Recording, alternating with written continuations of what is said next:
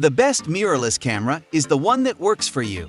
We've tested a huge range of mirrorless cameras, and one thing is clear. There's no one-size-fits-all answer. That's why our roundup reflects the variety of the mirrorless market, from entry-level stills cameras to flagship hybrids. In putting it together, we've tried to include a top pick for every type of photographer, whatever your skill level and budget. If we had to select an overall winner from our in-depth testing, we'd choose the Sony A7 IV. With a sharp full-frame sensor and supreme autofocus, it's all the mirrorless camera that many people could want. It delivers the goods in pretty much any situation, which is why we also rate it as the best camera overall. Then again, it might be more or less than you need. Our guide is designed to give you honest answers in your search for a new mirrorless camera. We'd spend extensive hands-on time with each model to get a feel for all the factors that make a camera great: how it feels in the hand, how it performs in different settings, and what the resulting images actually look like. Based on this assessment, we've rated and ranked our favorites, explaining exactly how and why we think they excel in their own way. To help you find the right model, we've listed the top 5 best mirrorless camera for 2024 and their key features, plus the things you need to consider to help you choose the best one for you.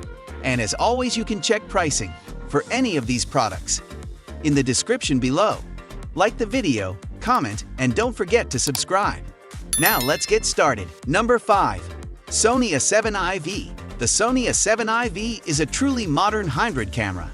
It's overkill for beginners and more expensive than its stills-focused competition, but it's also a versatile workhorse for anyone who wants to shoot a mixture of photos and video. In our tests, we found the A7 IV to have class-leading autofocus skills, although Sony has since launched the pricier A7RV with its new eye autofocus chip and improved subject detection. Its buffer depth proved seemingly endless as well, meaning the camera can almost indefinitely maintain its maximum burst speeds. When using a CF Express card, it swallowed 9 apps for over a minute, or 6-7 apps when continuously shooting RAW. The A7 IV's new 33MP full-frame sensor doesn't dramatically improve image quality over the A7 IV. The higher resolution also means fairly prevalent noise above ISO 6400, and there's a heavy crop on 4K footage. A price bump means it no longer occupies the same entry-level price bracket as its popular predecessor either, but upgrades like 10-bit video and a Bions XR processor make it a much more powerful option. As a complete package, the Sony A7 IV is a solid all-rounder, which could be the only mirrorless camera you'll ever need. Number 4. Canon EOS R10. There are cheaper mirrorless camera for beginners, but none that can match the versatility of the Canon EOS R10. From our tests, 2 features set the Canon EOS R10 apart for learners: its 15 fps burst shooting rate and powerful subject tracking autofocus, which operates across 651 AF points. These 2 features combine to make the R10 a fantastic performer in a range of scenarios, particularly when subjects are fast-moving. We found it particularly good at tracking the eyes of subjects. It's not a perfect camera for beginners. We found the EVF a little small and also noted the lack of image stabilization, a feature which is offered on rivals like the Olympus OMD EN10 Mark IV below.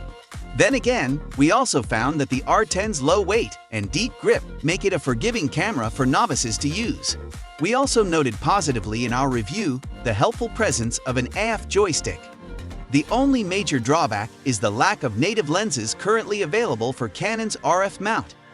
In all other respects, the R10 is a versatile option for photographers getting started. Number 3. Sony A7RV. Class-leading resolution as the A7R IV before it.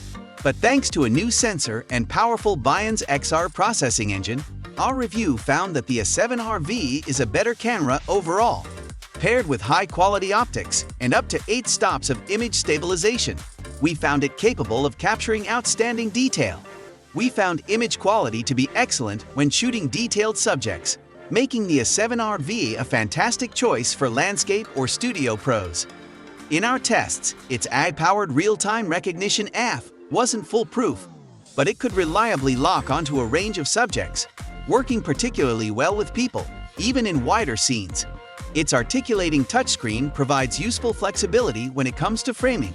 while the EVF is as sharp here as on the A7 III.